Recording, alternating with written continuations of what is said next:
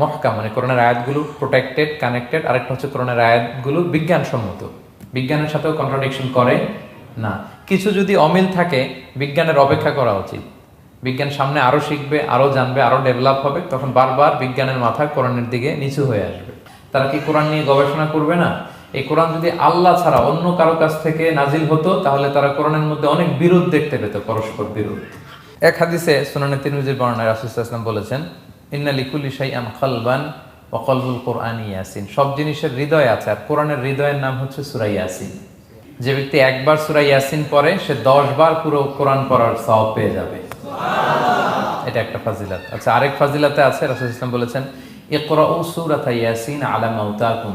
তোমাদের মুমূর্ষদের সামনে বসে সূরা ইয়াসিন পড়ো। মৃত্যু পথযাত্রী এখনই মারা যাবে, অসুস্থ হয়ে পড়ে আছে, তাদের যাতে কষ্ট কম হয়, লাঘব হয়, রাসূল সাল্লাল্লাহু আলাইহি ওয়াসাল্লাম বলেছেন সূরা ইয়াসিন তার সামনে বসে পড়ো। কেন? এটা আমি সামনে বলবো। এগুলো দাঈফ সনদের। হাসান পর্যায়ের একটা মাওকুফ হাদিস আছে, ইবনে আব্বাস রাদিয়াল্লাহু তাআলা আনহু বলতেন যে ব্যক্তি মান ক্বারা ইয়াসিন হিনা ইউসবিহু, সকালবেলা যদি কেউ সূরা ইয়াসিন পড়ে তাহলে সারা দিনের সব কাজগুলো আল্লাহ তার জন্য সহজ করে দেয়। আবার রাতে যদি কেউ সূরা ইয়াসিন পড়ে সারা রাতের সব কাজ তার জন্য আল্লাহ তাআলা সহজ করে দেয়। এবং ইবনু কাসির ওনার তাফসির মিন তাজরিবাতিহি, মানে তার এক্সপেরিয়েন্স থেকে, কোনো হাদিস দলিল না, ওনার অভিজ্ঞতা থেকে বলেছেন যে আমি যখনই কোনো বিপদে পড়েছি সূরা ইয়াসিন তেলাওয়াত করার পর আল্লাহ তাআলা ওই কাজটা আমার জন্য সহজ করে দিয়েছেন। তো এখন সূরা ইয়াসিন বেশি বেশি তেলাওয়াত করবেন তো নাকি? মাশাআল্লাহ, ঠিক আছে। মাক্কি সূরাগুলোর মূল প্রতিপাদ্য বিষয় হচ্ছে তাওহীদ, রিসালাত, আখিরাত। মাক্কি সূরাগুলো সাধারণত তাওহীদ, রিসালাত এবং আখিরাত নিয়ে কথা বলে। সূরা ইয়াসিনও তার ব্যতিক্রম নয়। এই সূরারও মূল কথা তাওহীদ, রিসালাত এবং আখিরাত। বিশেষ করে পুনরুত্থান, পুনরুজ্জীবন, the concept of resurrection, life after death, মৃত্যুর পরে যে আবার আমরা জাগবো ঘুম থেকে, আবার জীবন হবে, আবার বিচার হবে, এটা বিশ্বাস হয় আপনাদের? হ্যাঁ, মক্কার লোকদের বিশ্বাস হতো না। তারা অবাক হয়ে শুনতো রাসূল সাল্লাল্লাহু আলাইহি ওয়াসাল্লামের কাছ থেকে যে বলে কি, আমরা মরে যাব, পচে যাব, গলে যাব, জীর্ণ শীর্ণ হয়ে যাব, আমাদের হাড্ডি খুঁজে পাওয়া যাবে না, অস্তিত্ব পাওয়া যাবে না, আবার আমরা নাকি জীবিত হব, আবার নাকি উঠবো, আবার বিচার, আবার কি কি বলে মুহাম্মদ। তারা মিলাতেই পারতো না এটা। তো এই জন্য তাদের কাছে দ্য কনসেপ্ট অফ আখিরা, life after death, specially the concept of রেসারেকশনটাকে ক্লিয়ার করার জন্য আল্লাহ তাআলা এই সূরাটা নাযিল করেছেন।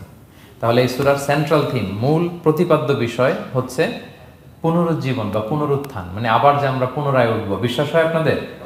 হ্যাঁ, এটা কিন্তু মহাসত্য, বিশ্বাস রাখতে হবে আমাদের যে না, মরে গেলে সাময়িক দেখা যায় পচে যায়, কিন্তু আবার আমরা উঠবো। এবং এজন্যই মুমূর্ষু ব্যক্তির সামনে সূরা ইয়াসিন পড়তে বলা হয়েছে। আপনি যখন সূরা ইয়াসিন পড়বেন তার সামনে কাইন্ড অফ আপনি তাকে বোঝাতে যাচ্ছেন যে আপনি প্রকৃতপক্ষে মারা যাচ্ছেন না, এটা আপনার জীবনের পূর্ণ সমাপ্তি নয়, বরং এটা এই নশ্বর দুনিয়া থেকে আপনার অস্তিত্বের সাময়িক একটা বিদায়। কেউ যে মারা যাচ্ছে, আমার দাদা, আমার বাবা মারা যাচ্ছে, আমরা বিদায় দিচ্ছি, আজীবন হারাই ফেললাম নাকি তারে আমরা? কি সে কি আজীবনের জন্য মিসিং? এটা সাময়িক একটা বিদায়, একটা শর্ট ব্রেক। ওনার অস্তিত্বের এই নশ্বর দুনিয়া থেকে ওনার অস্তিত্বের সাময়িক একটা বিদায়, কিন্তু পরবর্তী দুনিয়ায় তিনি কিন্তু আবার অনন্ত জীবন লাভ করবেন। তার মানে শারীরিক একটা মৃত্যু হচ্ছে, তার রুহের কোনো মৃত্যু নেই, হয় ইল্লিনে নয় সিজ্জিনে। ঠিক কিনা বলেন? আমাদের রুহগুলো কিন্তু মরে না, এটা আল্লাহর অর্ডারে ঢুকেছে, আল্লাহর অর্ডারে বের হয়, হয় ইল্লিনে নয় সিজ্জিনে। বিশ্বাসীদের রুহগুলো ইল্লিনে থাকে, আমাদের রুহগুলো যেন সেখানে থাকে, আমরা আল্লাহর কাছে কামনা করি, আমরা পড়ি আমিন। এজন্যই মৃত ব্যক্তিদেরকে আশাব্যঞ্জক করার জন্য এই সূরার মধ্যে যে কথাগুলো বোঝানো হচ্ছে যে আবার আপনি উঠবেন, আবার জীবিত হবেন, আবার আমরা মিলিত হব, বিচারের মুখোমুখি হব, আবার আমরা জান্নাতে একত্রিত হব, আমাদের গেট টুগেদার হবে, আমাদের রিট্রিট হবে। মানে মৃত্যুর মধ্যে আমরা আনন্দ খুঁজে বেড়াই নাকি? হ্যাঁ, মৃত্যু নিয়ে অনেকের কত ভয়, কিন্তু আমরা তো মৃত্যুই একমাত্র ওয়ে যার মধ্য দিয়ে আমরা আমাদের রবের সাথে সাক্ষাতের গেট ওয়ে। এটা আল্লাহর সাথে সাক্ষাতের প্রথম ধাপ হচ্ছে আপনাকে দুনিয়া ছাড়তে হবে, এছাড়া কি আল্লাহর সাক্ষাৎ পাওয়া যাবে? যাবে না। এই জন্য মৃত ব্যক্তির সামনে আল্লাহর হাবিব সাল্লাল্লাহু আলাইহি ওয়াসাল্লাম রাহমাতুল লিল আলামিন মুহাম্মদ রাসূলুল্লাহ সাল্লাল্লাহু আলাইহি ওয়াসাল্লাম তিনি সূরা ইয়াসিন তেলাওয়াত করতে বলেছেন। তাহলে সেন্ট্রাল থিম ক্লিয়ার সবার কাছে না? তো আমি এখন শুধু সার নির্দেশটা, প্রাইম লেসন বা কোর লেসনগুলো নিয়ে আসি। 1 নম্বর লেসন হচ্ছে আল্লাহ তাআলা বলেছেন যে কোরআনের আয়াতগুলো একটার সাথে আরেকটা well connected, completely well knit, well ওয়েল প্রোটেক্টেড। One doesn't differ the other or contradict the other.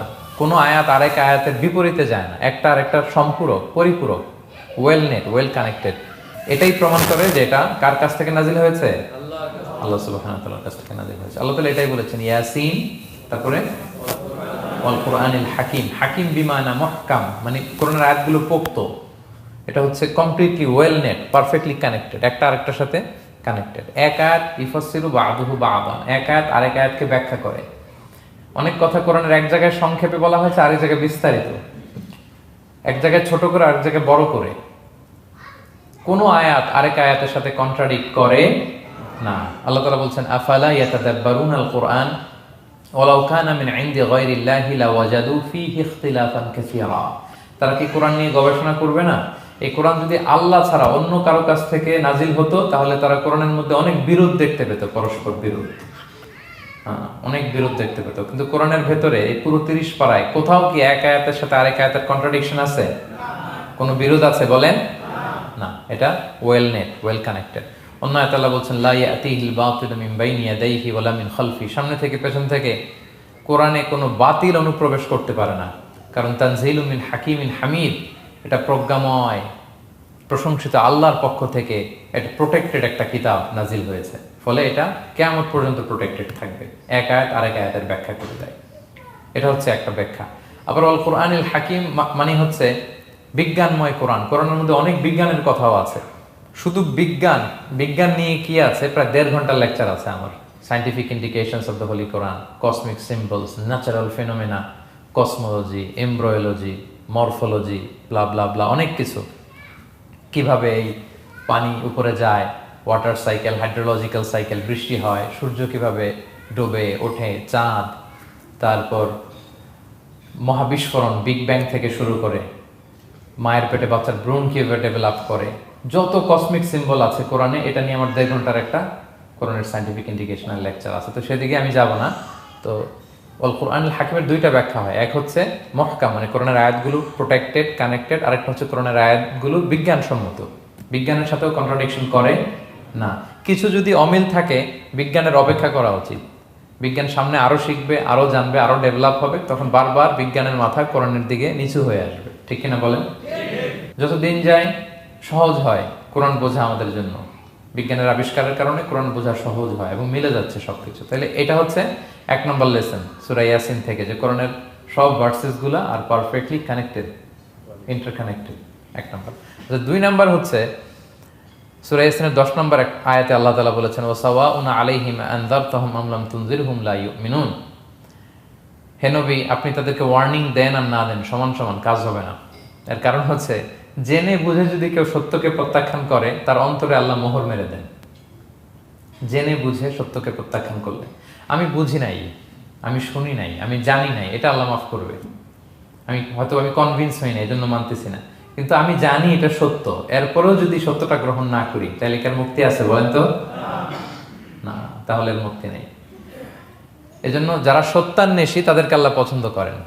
ভুল করে না এরকম কোনো মানুষ নাই পৃথিবীতে। সবাই আমরা ভুল করি, সবার ভুল হয়, এটাতে কোনো অসুবিধা নেই। কিন্তু জেনে আমি সত্যকে মানবো না, এটা আল্লাহ কখনো মেনে নেয় না। অন্য আয়াতে সূরা বাকারা আল্লাহ বলছেন, খতামাল্লাহু আলা কুলুবিহিম ওয়া আলা সামঈহিম ওয়া আলা আবসারিহিম গিশাওয়া ওয়া লাহুম আযাবুন আযীম। যারা জেনে বুঝে সত্যকে মানে না, নেগলেক্ট করে, তাদের অন্তরে আল্লাহ সিল গালা মেরে দিয়েছেন, কর্ণকুহরে ছিপি ঢুকিয়ে দিয়েছেন, চোখের সামনে পর্দা, কিছু দেখে না। কারণ ওরা সত্যটা মানতে চায়, নিয়তি করে ফেলছে যে আমি মানবো না। কেউ যদি নিয়ত করে ফেলে দেন আমি বুঝবো না, যত বুঝাক, তারা বুঝানো যাবে? আমরা বাংলা একটা কথা বলি না, যে ঘুমিয়ে থাকলে তাকে জাগানো সহজ, কিন্তু ঘুমের ভান ধরলে, ভান ধরে আছে, ওরা তো ধাক্কা মারতেছি, টানতেছি, ওকে উঠবে ঘুম থেকে? না। এটার উদাহরণ দেখেন আবু জাহেল আর ওমরে ফারুক রাদিয়াল্লাহু তাআলা আনহু। দুইজনই ইসলামের শত্রু ছিল, ইসলাম বিরোধী ছিল, কিন্তু ওমরে ফারুক রাদিয়াল্লাহু তাআলা আনহু ছিলেন সত্যান্বেষী, সত্য শুনলেই মানতেন। কিন্তু আবু জাহেল ছিল তার বিপরীত, সে ছিল গোড়া, অহংকারী, ইগোইস্টিক সমস্যা ছিল তার। সে জানতো যে আল্লাহর হাবিব সাল্লাল্লাহু আলাইহি ওয়াসাল্লাম আল্লাহর পক্ষ থেকে নাজিল হওয়া আসা একজন রাসূল, কোরআন আল্লাহর পক্ষ থেকে নাজিল হওয়া একটা কিতাব, জানার পরেও সে মানে নাই। ফলে তার নসিবে হেদায়েত জোটে নাই। কিন্তু ওমর ফারুক রাদিয়াল্লাহু তাআলা আনহু কিছুদিন পরেই উনি শাহাদা পড়ে ফেলছেন, এবং রাসূল সাল্লাল্লাহু আলাইহি ওয়াসাল্লাম দোয়া করেছিলেন যে আল্লাহ, আল্লাহুম্মা আইজ্জাল ইসলাম বি আহাব্বি হাদাইনি রাজুলাইনি ইনদাক আল্লাহ, দুজন লোকের যাকে তোমার ভাল লাগে তাদের একজনকে ইসলামের ছায়া তলে এনে তুমি ইসলামটাকে শক্তিশালী করো। একজন হচ্ছে আবু জাহাল, আরেকজন হচ্ছে ওমর। আল্লাহ তাআলা কার জন্য দোয়াটা কবুল করেছেন বলেন তো? ওমর ফারুকের জন্য। কারণ ওনার হৃদয়টা সাদা ছিল, সাদা মনের মানুষ, কলবে সালিম। সত্য যেখানে ওইটাই উনি গ্রহণ করতেন, সত্যের সামনে দুর্বল ছিলেন। আর আবু জাহেল জেনে বুঝে সত্যকে প্রত্যাখ্যান করেছেন। সো 2 নাম্বার শিক্ষাটা আমরা যেটা পেলাম, যে জেনে বুঝে সত্য প্রত্যাখ্যান করলে আল্লাহ তার জন্য হেদায়েত বরাদ্দ রাখেন না।